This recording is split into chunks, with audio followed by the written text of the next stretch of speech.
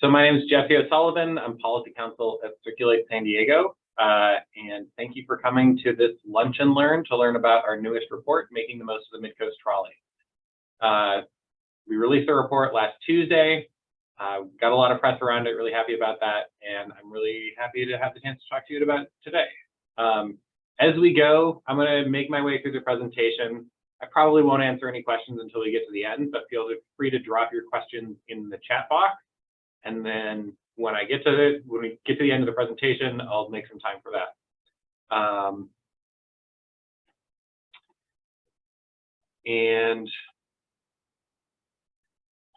Okay.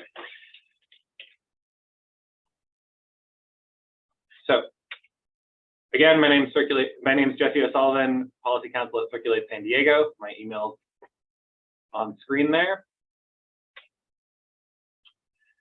So the report is about the Mid-Coast Trolley Extension. And basically the concept of the report is this is the largest transit investment in San Diego's history at $2.2 billion. It connects the region's two largest job centers with the border. So from the border all the way to downtown and to the University City area. That investment saw a 52% ridership increase in the first year. So comparing the blue line from the year before to the year after it was completed is a 52% increase.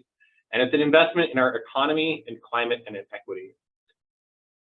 There's a lot of things that we can do to make sure that we get the most out of that investment.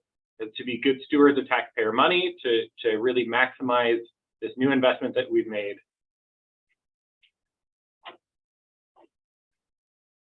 We can do more. So the recommendations of the report are, first, allowing more homes and jobs near the trolley. When people live near the trolley, they can use it more easily. When their destinations are there, it makes it easier to use. Making better connections via bicycle, pedestrian, and bus so that people can get to and from their destinations when they're not immediately adjacent to the trolley. Upgraded frequencies so that the bus and the trolley run more efficiently. Riders consistently report that their top concerns are the speed of transit and the frequency of transit. Improved stations and citywide reforms.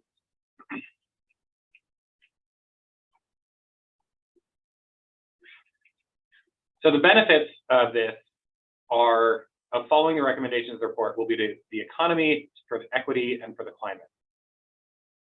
At Circulate San Diego, we talk a lot about equity and climate. Those are issues that we care very deeply about.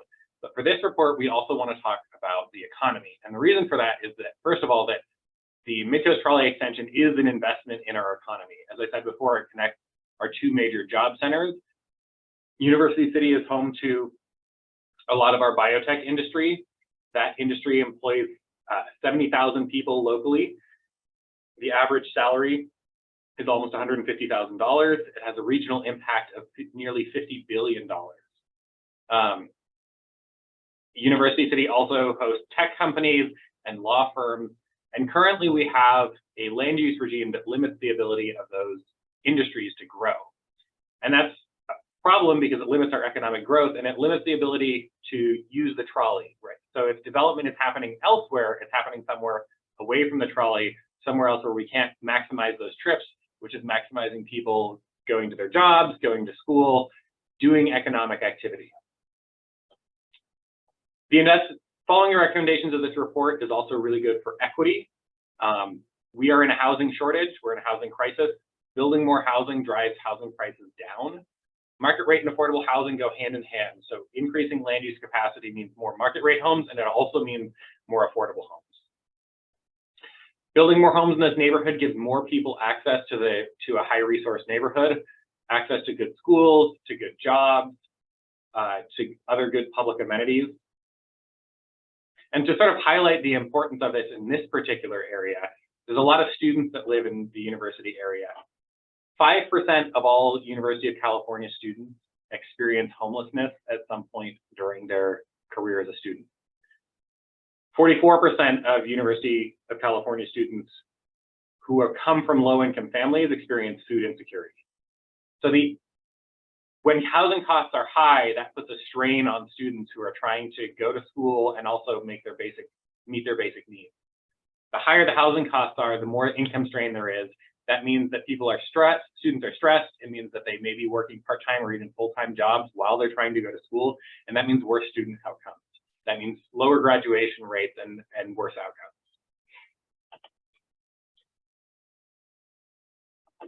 The other benefit is climate. 50% of local greenhouse gas emissions are from transportation. Building the Mid-Coast Trolley is a great investment in reducing the carbon impacts of our transportation sector. Following the recommendations of this report, we'll do even more. If we allow more housing and jobs near the trolley, that means more people taking the trolley to get to those homes and jobs. It also means more compact neighborhoods. If we build more in the University City area, that means more people are able to walk to the grocery store or walk to their jobs or bike. And so building those kinds of compact neighborhoods means having a lower carbon footprint as well. And again, I want to drive home the point that we invested $2.2 billion in building the trolley, and we have an obligation to make sure that we make the most out of that. The recommendations of this report range in the cost, but all of them are much cheaper than a $2.2 billion new rail line. And so once we make that big investment, which is a good investment, we should make sure that we also do all of the cheap things that will make sure that we can get the most out of it.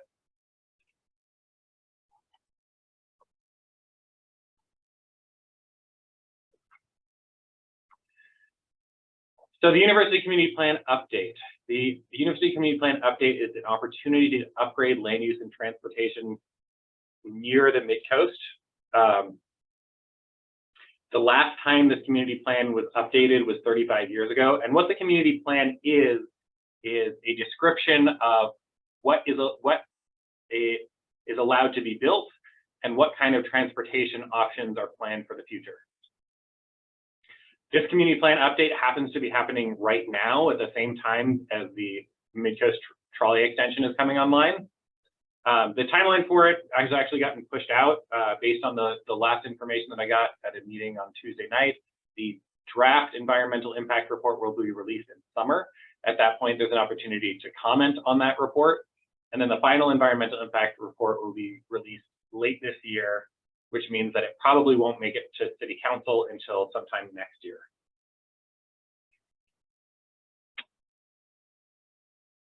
So the first recommendation of the report is increased development capacity. Again, the benefit of this is economic growth. Allowing more development means more jobs, more homes. Building more homes means it's good for housing affordability. Building affordable housing means that lower income workers who work in this area will be able to live near where they work. And so it's also good for equity. Our target for what we would like to see in the plan is 150,000 jobs and 80,000 homes, which is what the city put forward as scenario 1 last year. And that scenario was supported by a survey that the city did. And that survey is the most demographically representative sample of the population of the university community planning area out of any of the forms of the input that the city has taken in. So broadly speaking, the community supports the most land use capacity of the proposals that the city put forward. And that target is about twice as many jobs and about 3 times as many homes as currently exist. The current plan is essentially built out. So there is very little opportunity to build more job centers or to build more homes in this area without modifying the community plan.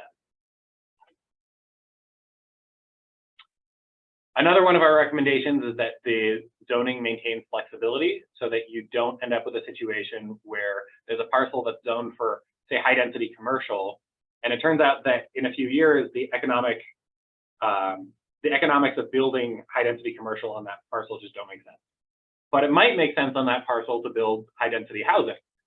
And so we want to make sure that the zoning that the city brings forward, it has flexibility so it can be durable over time and not prevent development that we would want. And then also that flexibility allows for different uses to be located near to each other. So having office space near retail, near housing means that people can make trips to all of those places quickly and easily without needing to take a car.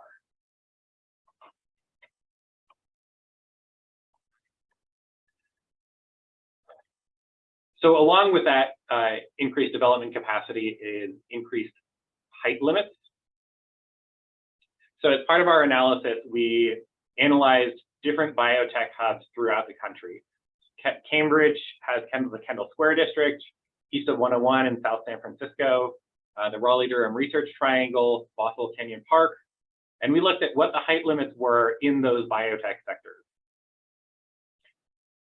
So in San Diego, the Torrey Mesa area is west of the 5, and it's therefore in the coastal height limit overlay zone, which is a voter-approved height limit, basically everywhere west of the 5 except for downtown, and now except for the Midway district.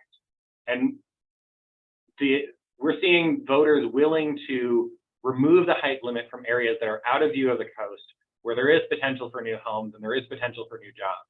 And we think the same thing could be appropriate for the Torrey Mesa area to bring it into line with the other biotech hubs throughout the country.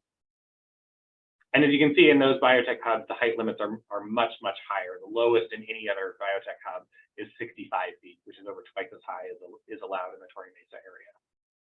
That would allow our biotech sector to grow. It allows for more creative architectural choices. It allows to build up instead of out. So lots of good reason to increase those height limits. There's also an area, Nobel Canyon, near the Nobel Drive Station, that is out of view of the coast. It's a great opportunity for commercial and residential development where the height limit could be lifted.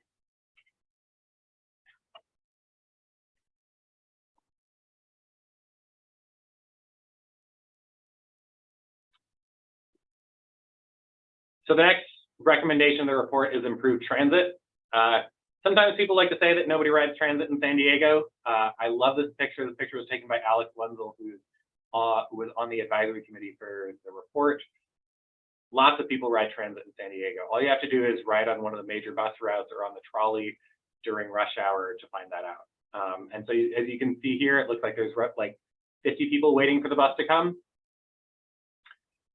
So our recommendations for the report are to improve service, to boost ridership, and to give existing riders a better experience. As I mentioned earlier, rider surveys show that riders' #1 concerns are speed and frequency. So that means we should increase the trolley frequency to every 7.5 minutes. Currently, it runs every 15 minutes. The blue line south of Old Town runs every 7.5 minutes already. So bringing the northern section would just be bringing that into alignment with the rest of the blue line. And it would be silly, right, to spend $2.2 billion on this great new trolley line and then only run it every 15 minutes. We need to be increasing the frequency to make sure that it's a convenient option to get people where they need to go. This also means high frequency bus routes. There's a lot of bus connections in the area. Making sure that those buses run frequently also improves those connections, and transit only lanes. So you can see here a map of the existing bus routes in the area. There's a lot of bus routes, which is great. A lot of them could be run at better frequencies. In addition to that, our report proposes transit priority lanes. So these could be dedicated transit-only lanes where only the bus can run. Transit-only lanes can move more people per hour than a regular vehicle travel lane. So if you can imagine 60 people on a bus, even if there's only a few buses going by, that can still be a lot more people than are one or two people per car in a regular vehicle travel lane. Another option is, instead of doing bus-only lanes, at least at first, to do HOV3 lanes. So those lanes would be open to buses, but also open to, like an HOV lane on a freeway, to anybody who has at least 3 people in the car. And that's sort of a nice compromise that would allow some drivers to use it if they're being more efficient about their transportation, but also make sure that buses don't get stuck in traffic.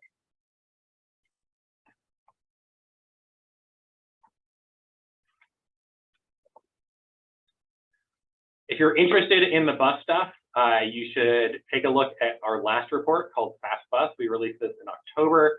It has a ton of recommendations about how to speed the bus up. All of them are very applicable in this area. I won't go into any more detail right now. Bicycle improvements. So this is a picture of a protected bike facility on the UCSD campus. This is a great, safe piece of infrastructure to ride your bike on. If any of you have ridden your bike in the University City area, you know that it's a very unsafe place to ride. It's a scary place to ride. So the existing bicycle network, as you can see, has a lot of painted bike lanes, so that where it says those blue bike lanes, that's just a painted or a buffered bike lane with no physical protection for cyclists. And bike routes are just sharrows, which is just a bicycle symbol painted on the road. And you can see that we have sharrows and painted bike lanes on roads where people regularly drive 40, 50 miles an hour. That's not a safe place to be. If you get hit by a car at 50 miles an hour, you're probably going to die. So we're proposing a bicycle network of protected bike lanes. And the way we generated this was in Sandag's regional plan, they published something called a bicycle facility selection tool. And that tool is to help local jurisdictions choose what kind of bicycle facility is going to be safe on which road. And generally speaking, any road that has a speed limit that's 35 miles an hour or more needs a protected bikeway according to that bicycle facility selection tool. There's a lot of roads in the university area that have speed limits higher than 35 miles an hour. So really, we should be having protected bike lanes throughout all of those roads so that people can safely access this community via a bike. We also have recommendations for pedestrian improvements. As part of our efforts on this report, we did a walk audit. What a walk audit is you can see in the picture here, we put on our reflective vest, we go out and we actually go investigate somewhere and find out what are the pedestrian assets that are there and what needs to be improved. So we did a walk audit around the Executive Drive trolley station. We only did one walk audit. That's the resources that we had available. Sandag has a lot of resources, MTS, the city. Our recommendation is that they should be doing this work. They should be going out and doing walk audits at every one of the stations on the Mid-Coast Trolley Extension, finding out what barriers there are to pedestrian safety and making improvements based on those walk audits. So on our walk audit, we made findings of the conditions as they were. So there were some good things. There are a lot of buffered sidewalks. So that means a sidewalk with a space between it and the road. There are some high visibility crosswalks. Truncated domes are those bumpy things where you go down a curb ramp. And they're there so that people with vision impairments can know when they're moving from a pedestrian-only area to an area that has mixed traffic. You can see there are some buffered bike lanes on Genesee. We also noted what was deficient, and we made recommendations based on what we found. So we did this walk audit in August. It was really hot. There was basically no shade for most of the route. So one of the recommendations, you can see all those trees, is adding shade trees, adding curb extensions. What a curb extension is a physical piece of infrastructure that reduces the crossing distance. So essentially at an intersection, you may see bulb outs or where the sidewalk is made bigger so that the crossing distance is shorter. That improves pedestrian safety. Removing obstructions. So on some of the sidewalks were generally wide enough. The Americans with Disabilities Act sets requirements there are requirements based on that law in order to make sure that someone with a mobility device like a wheelchair has access on that sidewalk. There were some places where we found that there was something put in the middle of the sidewalk, a mailbox, a utility box, something else that reduced that width so that it was narrower than was allowed. So removing those crosswalk obstructions to make sure that the sidewalks are accessible to everyone, adding truncated domes where they're missing, adding high visibility crosswalks. Those are the kinds of recommendations that come out of a walk audit, and then also adding protected bike lanes. The next topic we covered is surplus government property. So this builds off of work that Circulate San Diego did in a report we released years ago called Real Opportunity. And what that report was about was building housing on top of underutilized MTS parking lots. So Circulate noticed that MTS parking lots often had half or less than half of the parking spaces actually used. Building affordable housing directly adjacent to transit means that those residents have really great access to transit. It also creates a friendlier environment for anybody walking to a transit station where they don't have to cross through a large parking lot in order to access transit. So with the building of the Mid-Coast Trolley Extension, we built some new parking lots directly adjacent to the trolley line, which is fine. The trolley was planned over a decade ago. But now we have these new parking lots. And so we sent out some interns last summer to count, well, how are these parking lots being used? Are they being used? And what we found was that on the whole, they're not very well used. So Tecolote Road was mostly empty. Balboa Avenue had a lot of empty spaces. UTC didn't have anybody using it, basically. The reason for that is that UTC is a paid parking lot, whereas Nobel Drive isn't. And if you were going to drive, you might as well, it's not that much farther to drive to Nobel Drive instead of UTC. Anyway, so our recommendation is the same for Tecolote Road and Balboa Avenue, is that MTS should explore redeveloping those properties with affordable housing, with some parking, but definitely not including any more parking than the current utilization.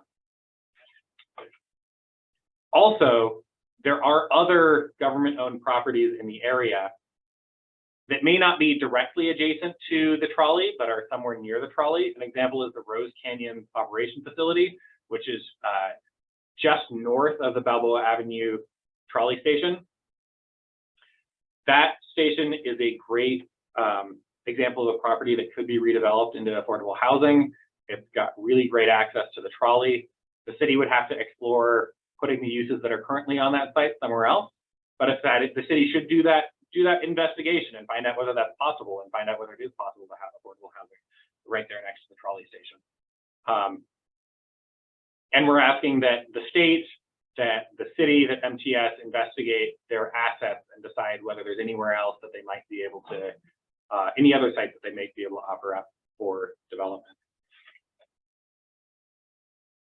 Improved mid-coast stations. So the mid-coast stations, as I mentioned, were planned many years ago. Unfortunately, some of them have ended up like this, where what you have is a trolley station put at the back of a parking lot, meaning it's a hostile environment for pedestrians. So if you get off this trolley, you come down the stairs and you're trying to access the mall, you have to walk through this parking lot in order to get there. Or if you're trying to access the street, you still have to come through this parking lot. And that's an unsafe and unpleasant experience for trolley riders. So in contrast, this is a rendering of the Riverwalk project, which is going to create a new trolley station and be built in Mission Valley. And as you can see in the rendering, the trolley is really is being considered as a feature of this project. There's a restaurant right adjacent to the trolley. There's housing adjacent to the trolley. There's nice pedestrian connections. And there is a road, there's cars, that's fine, but it's not dominating that use right adjacent to the trolley. We also have a set of citywide land use policies that we're recommending. I'm going to go through them really quickly here. Flexible TDM requirements. Currently, there's a bunch of, when a developer builds something, you have to get TDM credits, which reduces, that's a transportation demand management, that reduces your vehicle miles traveled, so essentially reducing car travel to your site. Currently, residential developments can get credit for things like childcare facilities and transit passes for residents, but employers can't get the same, developers can't get the same credits for commercial development. So our recommendation is that those credits be available for commercial development. We have some other recommendations there as well. Bonus programs for non-residential development. The idea here is basically like the affordable housing density bonus. So only instead of building the affordable housing as part of the project, because it's a commercial project, it doesn't make sense to do that. So instead, what you would do is pay into an affordable housing fund that would then be used to build affordable housing. Enhanced middle income bonus program. So this is actually, we're tomorrow announcing a bill that we're running statewide to do this middle income bonus program. It doesn't happen at the state, the city should do it as well. And what that idea is taking the current density bonus, which allows a 50% bonus if you set aside 15% of the base density as affordable to very low income families. If you max that out, then on top of that, you get another 50% density bonus if you set aside another 15% for moderate income families. This is important because cities have, the state sets rules that says cities have to build housing at different income levels, and middle income housing is really, really hard to achieve because the federal programs are all for low and very low income people. Market rate is market rate. So we're missing this middle moderate income tier. This is the way to do that. Allowing affordable homes bonus program in all multifamily areas. Currently, the density bonus, that's the affordable homes bonus program, only works in areas that are zoned for 5 or more units already. Bringing that down to 2 means that the program can also result in more missing middle housing types. Implementing state law to allow housing and mixed-use development on outdated shopping centers. So there were 2 state laws passed last year, AB 2011 and SB 6. They both have some version of sequence streamlining. They're different in how they do that. They have labor requirements. They're different in how they do that. They have requirements about where the location can be. They're different in how they do that. So we're recommending that the city look carefully at those pieces of legislation, make sure that we are faithfully implementing them, and if possible, do even better, as we've done on other things. San Diego has been a leader in innovating on density bonus and on other housing programs. So this is another opportunity for San Diego to take the lead. And then the last recommendation is allowing townhomes in single-family neighborhoods near transit. And the idea here is actually something that the city proposed in the University Community Plan update and then sort of backed away from.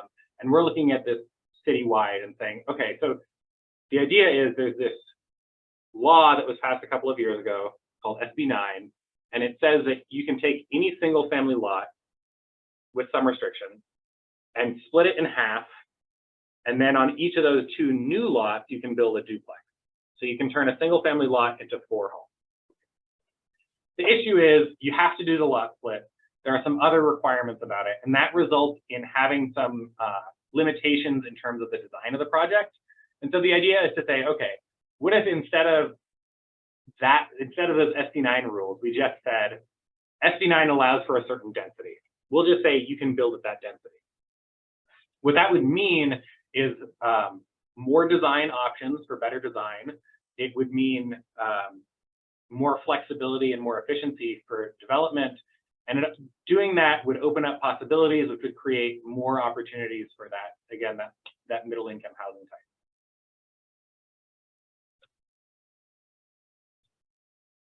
Doing a report like this takes a lot of research. It's been in the works for many years. I spent a lot of last year working on research and writing for this report. So we're really grateful to the funders that we get because this kind of work is really hard to fund. So thank you to our sponsors for helping with this. And that's it. That's my contact information there, and I'm happy to stay on for a while longer to answer any questions that you might have. If you have questions, please put them in the chat box and I will answer them. Melanie Cohn says, and there's no view obstructions in Torrey Mesa. Right? That was with regards to the height limit conversation.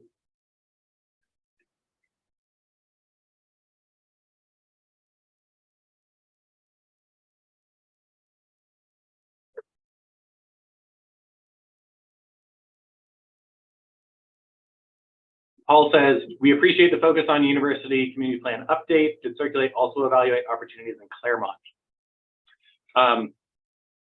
We did not look specifically at opportunities in Claremont. This report's 50 pages. I didn't really want to write a 100-page report, so we had to limit the scope somehow. We do have a section in the report that says essentially, these recommendations of this report apply anywhere where anywhere in a city, especially near transit. So while the report doesn't speak specifically to Claremont, the same ideas are applicable there.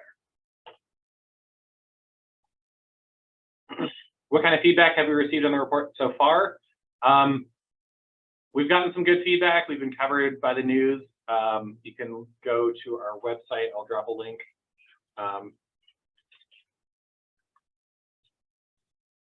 And we tried to include all of the news hits that we found of people covering it. But it's been great so far. I think there are a lot of people interested.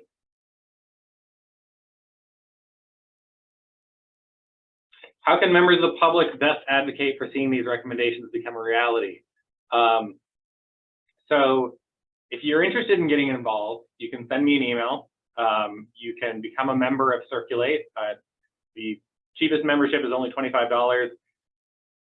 We have 3 membership events a year, plus the Momentum Awards. It's well worth it. In terms of getting involved in more specific activities, coming to your community planning group meetings, if you're in the university area, coming to those in particular, and making sure that your voice is heard in support of housing and in support of transit. When that draft EIR comes out, even if you don't live in that area, making comments, they'll be collecting public comments on that, making comments that are in favor of more homes and more transit.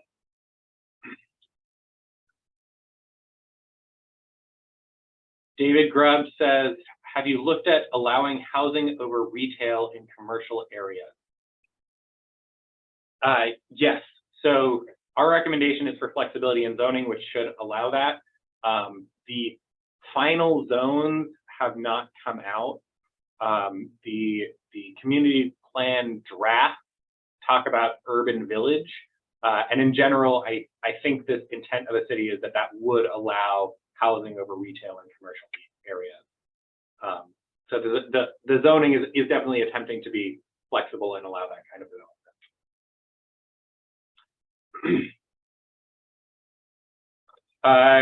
Crystal Crawford says, for Claremont, what is the status of the community plan? Would it require updates similar to what you described for UTC? I am not 100% sure where that community plan update is. There is either one underway or recently completed, I believe. I believe that one's recently. Oh, maybe somebody else in the comments can help me out and answer that one. But it's on the City of San Diego's website. Makana Rowan says, and turn out in public comment to support Housing Action Package 2.0. I am sure that there will be a lot of great things in that. I'm excited to read the final text when it comes out. Trey Canula says, moving to this area this summer and would love to live car-free. Thank you for this work on this project. Thank you. New neighbors are great. It's great that you'd love to live car-free. And it is possible to do in San Diego. People think that you can't live without a car in San Diego. And you do have to be careful and construct your life around making sure that you can get to the places that you need to go without a car. But it is doable.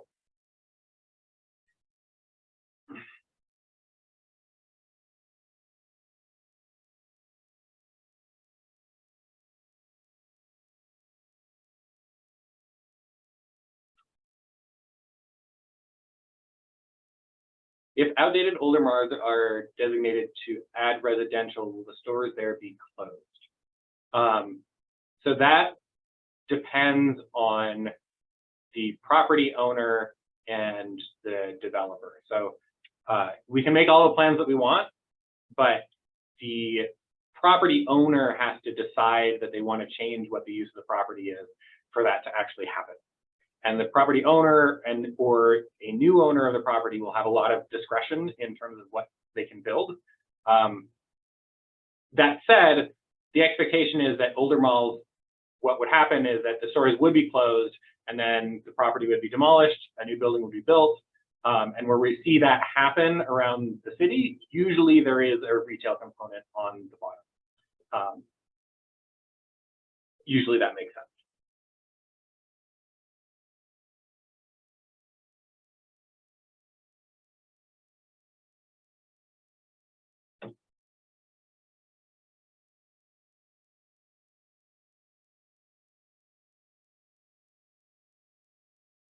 Any other questions?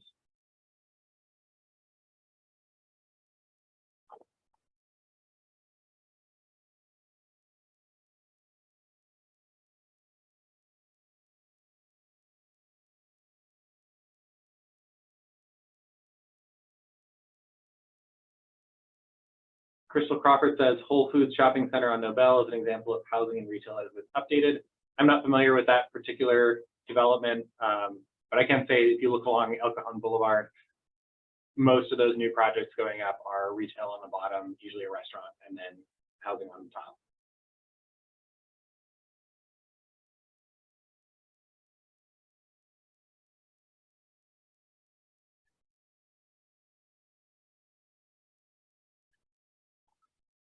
All right. Oh, a couple more questions coming up. Is Circulate aware whether or not MTS has near-term plans to proceed with transit-oriented development at new Blue Line stations? I don't think there are any near-term plans to do that.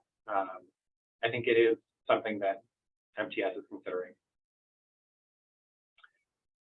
Barbara says, I've yet to read the report, but curious if you looked at OPS yard in TOD areas that could be transformed into housing. So our report didn't look too specifically at individual properties. Our recommendation is mostly to say, hey, city, hey, state, hey, transit agencies, you need to go and take a look at what your what properties you have and whether they could be better used as housing. Trey says, might have missed it in your presentation, but are any suggestions being made for pedestrian improvements in regard to crosswalk signals?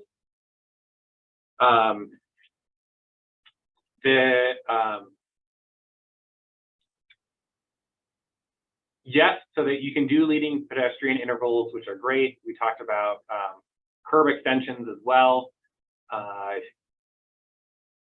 visibility crosswalks, truncated domes, that kind of thing. If you want to get into the details of it, you can read this report, or if you're really interested in that kind of stuff, we have several Vision Zero reports that really get into the pedestrian safety stuff.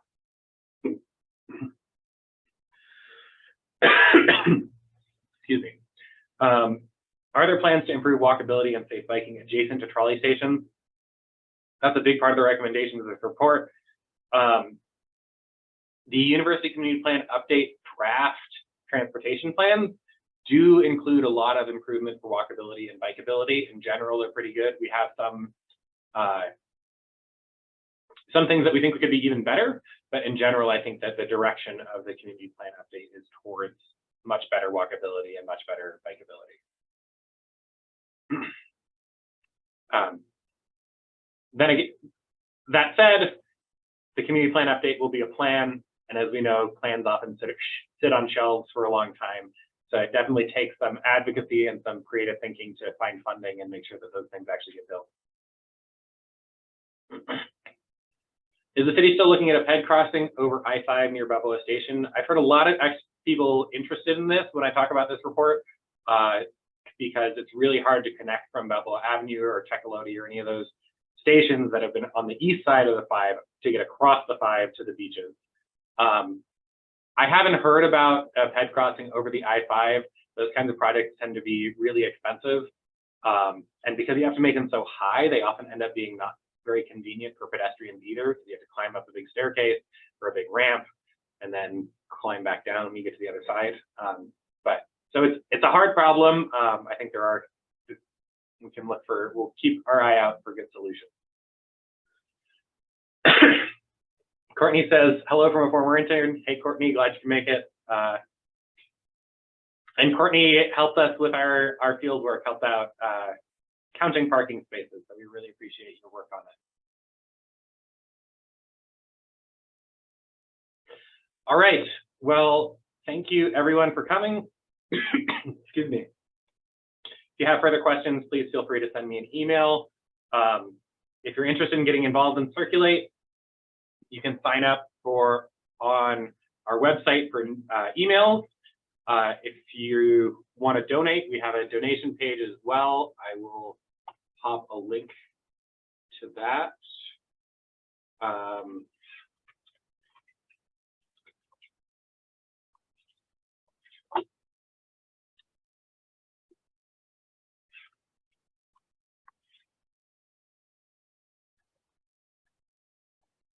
That's just circulatesd.org/donate. And also, if you're a part of an organization and you have a newsletter, I would love to get this report in your newsletter.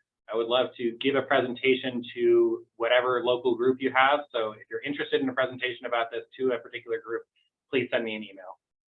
Thanks, everyone.